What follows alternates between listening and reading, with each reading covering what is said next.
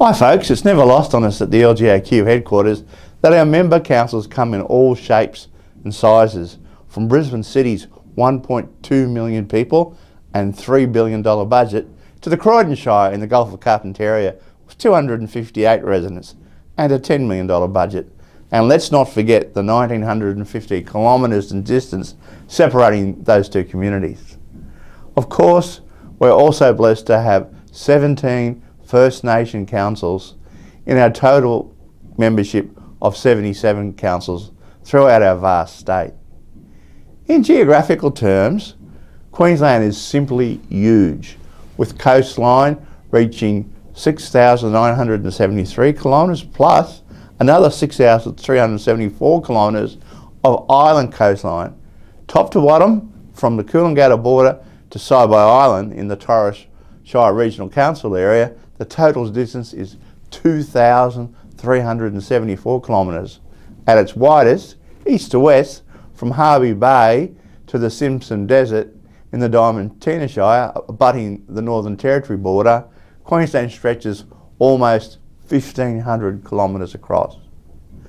Compared to New South Wales, South Australia and the Northern Territory, Queensland is unique in that its entire landmass is covered by local government. The only other physically large state to have its total landmass incorporated is Western Australia, which has 144 councils. Our landscape also varies greatly, particularly in a fauna and flora sense.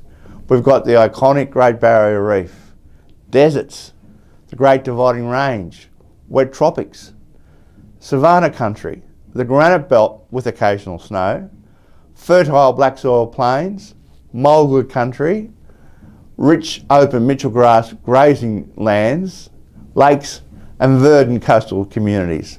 And let's not forget every creature from cassowaries to camels and plenty of nasty blighters to boot. You name it, Queensland has it. So how does anyone govern Queensland, the state with the most dispersed population in the country? With difficulty. Just ask our state politicians. Every Queensland Parliament since inception in 1859 has wrestled with the dilemma of a very large, diverse landmass with all nature of changes. For the LGAQ, we deal with our jurisdiction in a number of ways. Firstly, through the geographical makeup of the policy executive districts that entitle every region to have a voice and a seat at the policy exec table, which meets bi-monthly. The system serves all of Queensland with great balance, currently having 5 SEQ representatives, including the President, 4 provincial coastal community representatives, 5 rural and remote representatives, and 2 First Nation representatives.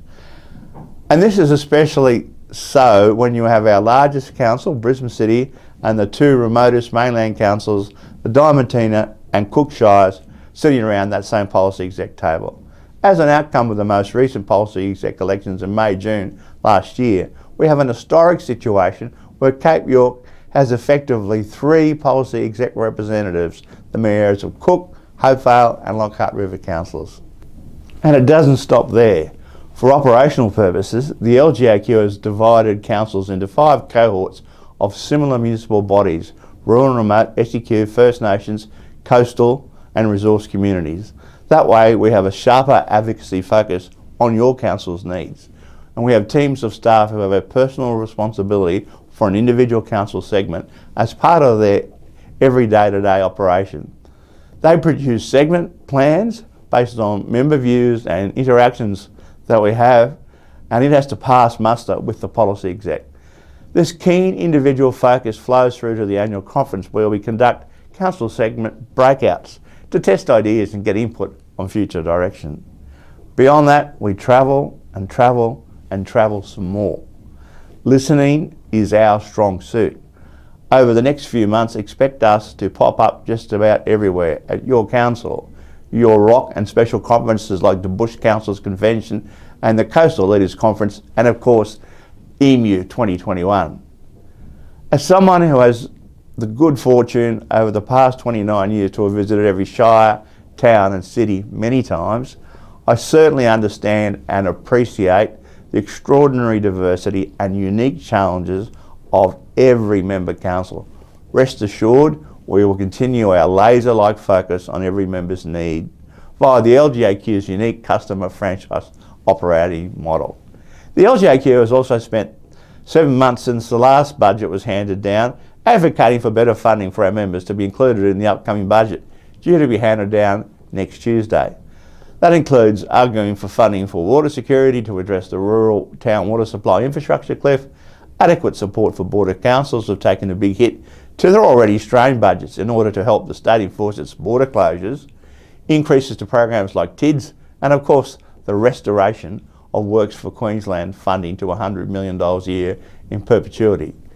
The current forward estimates show the program's funding will be cut from $100 million a year to $70 million a year, and then down to $30 million a year in 2023-24. You, our members, unanimously backed a resolution at last year's annual conference for this funding to be maintained. The LGAQ has been strongly articulating this position to the state and will continue to do so. Finally, a big shout out to the 250 delegates, speakers, exhibitors, and of course the organisers of the LGAQ's 2021 Disaster Management Conference here in Brisbane this week. It was a cracker by all reports.